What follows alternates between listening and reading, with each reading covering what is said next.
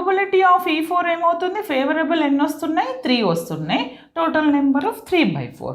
Okay, ఇప్పుడు చూడండి, ఇప్పుడు E1 E2 అనేటివి ఈక్వల్లీ లైక్డ్ ఈవెంట్స్. ఇప్పుడు బై యూజింగ్ దిస్ ప్రాబ్లం నేనేమంటాను, equally liked events. Equally liked events అంటే ఏంటి, లైక్డ్ ఈవెంట్స్ అంటే సేమ్ ఉండాలి. ఏమంటున్నాను, ఈక్వల్లీ లైక్డ్ ఈవెంట్స్ అంటే ఏమంటున్నానంటే నేను number of probability of E1 intersection E2. Suppose if you consider E1 అనేది తీసుకున్నాను, ఈక్వల్లీ లైక్డ్ అంటే సేమ్ ఉండాలి. ఓకే, సేమ్ ఉండాలి. కానీ సపోజ్ నేను ఇది తీసుకోండి, ఇవి రెండు ఈక్వల్లీ లైక్డ్ ఈవెంట్స్. నేను ఇంకేమంటున్నానంటే